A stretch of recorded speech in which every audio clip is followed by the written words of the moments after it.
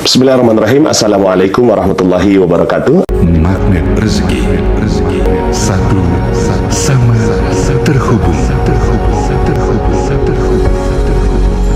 Alhamdulillah, summa alhamdulillah, wassalatu wassalamu ala rasulillah wa ala alihi wa sahbihi wa wala wa la hawla wa la quwata illa billah, amma ba'd. Alhamdulillah, senang sekali bisa bertemu dengan sahabat-sahabat semua di channel YouTube Magnet Rezeki. Saya doakan semoga Anda mendapatkan keberkahan, kemuliaan, kejayaan dari Allah Subhanahu wa Ta'ala, sehingga Anda semakin dekat dengan impian Anda, cita-cita Anda, hajat-hajat Anda, dan Anda pun semakin dekat dengan Allah Subhanahu wa Ta'ala. Oke, kita akan melanjutkan materi kita, dan kali ini kita sudah sampai ke jurus yang kedua berjudul Perisai Rezeki. Sebelum kita lanjut, bagi teman-teman yang belum subscribe di channel YouTube ini, silakan subscribe di tombol di bawah, karena subscribe itu gratis dan Anda akan mendapatkan update-update dari konten-konten di channel ini. Ada orang yang mengatakan, kenapa ya rezeki saya kok terbatas? Kenapa gaji saya nggak naik-naik? Kenapa penghasilan saya segitu-gitunya gitu? Kenapa kok hutang saya nggak lunas-lunas? Kenapa kok piutang saya nggak dibayar orang? Kenapa keluarga saya nggak harmonis? Kenapa penyakit saya nggak sembuh-sembuh? Ada loh orang yang mengatakan seperti itu. Kenapa bisa seperti itu? Padahal konsep dasar rezeki di dalam Islam adalah kita semua mendapatkan rezeki. Ya, kapan? Sekarang juga. Anda sekarang ini sedang mendapatkan rezeki dari Allah Subhanahu wa Ta'ala yang kalau Anda tahan gak akan pernah sanggup. Contohnya nafas. Bisakah Anda menahan nafas selama 5 jam saja? Tidak akan pernah sanggup. Itulah salah satu contoh dari rezeki Allah Subhanahu wa Ta'ala. Kita gak akan pernah sanggup menahan rezeki Allah, karena rezeki Allah itu datangnya dipaksa. Kalau seandainya ada orang yang mengatakan bahwa kenapa kok rezeki saya nggak ada, kenapa kok rezeki saya terbatas, bukan karena rezekinya yang nggak ada, tapi karena dia menahan dirinya dari rezeki Allah Subhanahu wa Ta'ala. Konsep dasar dari perisai rezeki ini adalah rezeki itu datang seperti air bah. Dia seperti air yang banjir turun dari atas, kita ada di bawah. Kira-kira kalau ada orang di bawah lalu kemudian air banjir turun dari atas, ada nggak orang yang nggak kena airnya? Kayaknya nggak mungkin ya. Semua pasti terkena airnya.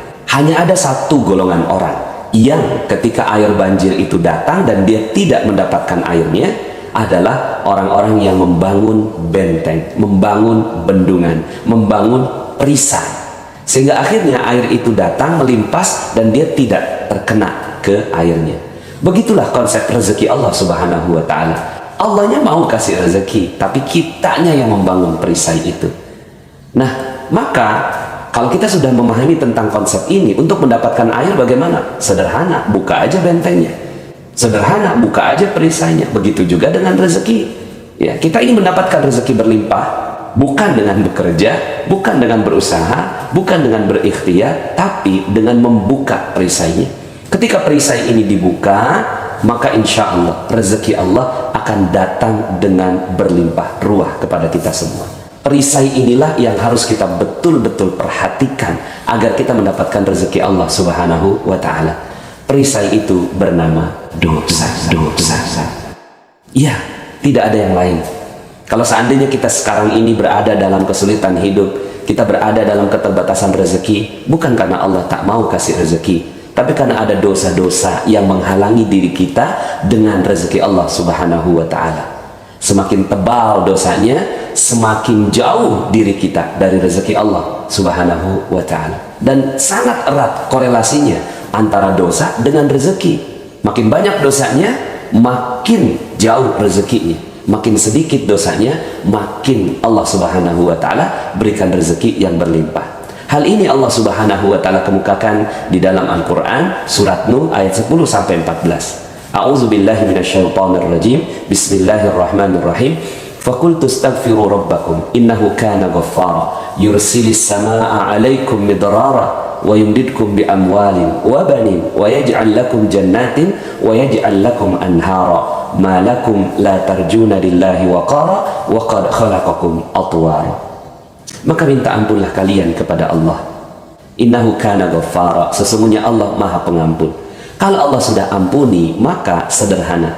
Allah Subhanahu wa Ta'ala janjikan yursilis samaa'a 'alaikum midrara, akan Allah turunkan kepadamu hujan dengan lebat. Masya Allah ya. Hujan dengan lebat, bukan dengan rintik-rintik, bukan dengan gerimis, hujan dengan lebat. Ini adalah tamsil dari rezeki. bahwa Allah Subhanahu wa taala akan turunkan hujan yang lebat. Hujan ini kan barokah, hujan ini kan rezeki. Allah tambahkan di ayat berikutnya, wa yumdidkum bi amwal, akan Allah tambahkan harta demi harta. Coba lihat konteksnya. Allah tidak mengatakan wa yumdidkum bil khairat. Allah tidak mengatakan Allah akan tambahkan kebaikan demi kebaikan. Tidak. Allah langsung katakan akan ditambahkan harta demi harta dalam bentuk jamak. Allah yang menjanjikan harta untuk kita di dunia. Ini adalah janji Allah Subhanahu wa taala, tapi caranya bukan dengan yang lain. Caranya adalah dengan menghilangkan dosa. Ketika dosa kita udah hilang, maka Allah akan tambahkan harta demi harta demi harta demi harta. Mau berapa banyak? 100 juta per bulan, 200 juta per bulan, 300 juta per bulan? Ya, asal sebut. Kita minta kepada Allah Subhanahu wa taala, mudah bagi Allah. Syaratnya satu, sudah tidak ada lagi dosanya. Wa yumdidkum bi amwalin wa banin, dan Allah tambahkan anak-anak, ya. Bisa jadi bukan hanya anak biologis, anak keturunan, anak cabang, anak perusahaan, anak buah, dan seterusnya. Wa yaj'al lakum jannatin, dan Allah tambahkan kebun-kebun selain dari usaha yang dia buat. Allah Subhanahu wa taala tambahkan kebun-kebun yang lainnya. Mungkin kita bilang, ya Allah udah gak sanggup lagi ngurusnya. Wa yaj'al lakum anhara, dan Allah akan tambahkan sungai-sungai yang mengalir membuat subur itu si kebun. Setidaknya ada dua janji Allah dalam ayat ini. Ya, yang pertama harta berlimpah ruah, yang kedua pasif income. Duduk diam, rezeki datang sendiri. Syaratnya satu, yaitu kita menghilangkan dosa. Maka inilah konsep dasar dari magnet rezeki, dan konsep dasar juga dalam Islam. Kalau seandainya kita ingin mendapatkan rezeki yang berlimpah dari Allah Subhanahu wa taala, bukan dengan kerja keras. Ngapain kita kerja keras tapi terus berbuat dosa? Ya, kita kerja keras terus berbuat dosa, oke lah kalau seandainya dapat uangnya, tapi diambil kesehatan oleh Allah Subhanahu wa taala, diambil barakah dari Allah, diambil keharmonisan dari Allah Subhanahu wa taala. Anak kena narkoba, ya, istri selingkuh, suami selingkuh, kemudian rumah seperti neraka. Mungkin banyak hartanya, tapi Allah Subhanahu wa taala ambil harta yang lainnya, ya. Karena kan rezeki bukan cuma sekedar harta, tapi juga banyak hal. Nah, maka kalau kita ingin mendapatkan keberkahan dari Allah Subhanahu wa taala ini, ingin dapatkan rezeki Allah ini, maka caranya sederhana, pakai cara Allah. Ya, cara Allah ini adalah dengan menurunkan perisai, menurunkan dosa. Lalu dosa apa? Ya memang banyak sih, ya. Maka dalam jurus-jurus berikutnya di dalam magnet rezeki kita akan membahas lebih detail. Makanya ada 101 jurus dengan berbagai macam pendekatan-pendekatan. Kita melihat perisai-perisai yang terkadang kita sadar atau kita tidak sadar, ya, bahwa itu ternyata merupakan perisai dari rezeki kita. Maka kalau seandainya boleh kita berikhtiar, bekerja, bersungguh-sungguh, maka bersungguh-sungguhlah menghapuskan dosa-dosa kita. Ya. Ada orang yang bersungguh-sungguh, dia pergi pagi pulang sore, pergi pagi pulang malam untuk mencari sesuatu. Tapi sepanjang dia bekerja, dia berbuat dosa lagi. Dia ambil harta orang, dia korupsi, dia menurunkan timbangan, ya. Kemudian dia tidak jujur kepada pelanggannya dan seterusnya. Maka apa yang terjadi pada kehidupan orang ini? Yuk sama-sama kita jalankan materi perisai ini. Percaya nggak dengan konsep ini? Kayaknya nggak percaya. Percaya dengan konsep ini? Ya, turunkan perisai, rezeki berlimpah ruah. Percaya? Kayaknya nggak percaya. Percaya nggak? Kayaknya nggak percaya. Kenapa saya seperti ini? Karena memang Allah yang mengatakan malakum la tarjuna lillahi waqara. Kenapa kalian nggak percaya? Itu Allah yang katakan. Kita nggak percaya dapatkan rezeki berkah banyak, berlimpah, dan pasif income. Nggak percaya kita. Buktinya kita nggak percaya apa? Buktinya kita nggak percaya masih buat dosa, ya. Nah, untuk menyederhanakan, ya, ada satu cerita yang ingin saya ceritakan kepada Anda semua yang menjadi model bagaimana keajaiban Allah Subhanahu wa taala datang dengan konsep perisai rezeki ini. Ada seorang nenek. Nenek ini tiap harinya minta-minta. Dia nggak tahu kalau minta-minta itu dosa. Bagi dia nikmat gitu, sekedar meminta kemudian dia dapat. Maka tiap harinya dia meminta-minta sampai akhirnya dia tahu lokasi basah dan lokasi kering dalam meminta-minta. Nah, lokasi basah itu bukan cuma sekedar di perempatan. Kalau ada ustadz ceramah tentang sedekah, itu basah, ya. Akhirnya dia datanglah ke pengajiannya Ustadz Yusuf Mansur, ya. Tapi bukan untuk ngaji, untuk jadi alat praktikum, ya. pada saat jamaah semuanya didoktrin sama Ustadz Yusuf Mansur untuk bersedekah, dia ada di luar untuk menampung dana-dana sedekah. Sampai kemudian ketahuan sama Ustadz Yusuf Mansur, dipanggil tuh si nenek, "Nek, datang pengen minta-minta ya." "Enggak Ustadz, enggak. Jangan bohong Nek, banyak orang menceritakan seperti itu." "Enggak Ustadz, gini aja deh. Kalau besok nenek datang pengen minta-minta, saya usir ya. Tapi kalau nenek datang pengen ngaji, silahkan deh ngaji." Besoknya tuh si nenek datang lagi, tapi udah berubah niat. Bukan lagi pengen minta-minta, tapi pengen ngaji. Suatu hari ada Ustadz Yusuf Mansur, ada tuh si nenek, ada saya. Itu si nenek ngoceh di depan Ustadz Yusuf Mansur. Wow, gitu ya. Nggak tahu orang yang diocehin orang sibuk. Lalu kemudian kata Ustadz Yusuf Mansur, "Udah Nek, nggak usah banyak ngomong. Nih gue mau kasih duit ya. 250.000, tapi bukan buat nenek semua. 190.000 bagiin ke orang lain sebagai sedekah, 60.000 untuk nenek sebagai ongkos bagiin sedekah." "Paham?" "Enggak paham Ustadz," kata tuh si nenek ya. Lalu kemudian kata Ustadz Yusuf Mansur, "Nas, terusin Nas, gue banyak urusan." Ya mungkin ya kalau cuma sekedar jelasin insya Allah bisa lah. Lalu kemudian akhirnya saya jelasin pelan-pelan, "Nek, Ustadz Yusuf Mansur mau ngasih duit 250.000. Betul kan Ustadz?" Saya cari Ustadznya, "Loh kok nggak ada?" "Oh maksudnya terusin Mas." "Bukan terusin jelasin doang, tapi terusin kasihin duit juga." Aduh, saya ya dijebak sama Ustadz Yusuf Mansur, tapi dijebaknya yang baik. Lalu kemudian akhirnya saya keluarkan dompet saya, ada duit 300.000. Saya tunjukin sama tuh si nenek, "Nih Nek, ada duit 300.000, tapi bukan buat nenek semua. 240.000 bagiin ke orang lain sebagai sedekah, 60.000 untuk nenek sebagai ongkos bagiin sedekah." "Paham? Paham Ustadz." "Oh cepet banget pahamnya ya, karena ada duitnya." Jadi orang kalau dijelasin ada duitnya cepat paham ya. Lalu kemudian 2 minggu kemudian saya ketemu sama si nenek ini lagi ya. Dia nangis-nangis ya, terharu. "Subhanallah Ustadz, alhamdulillah.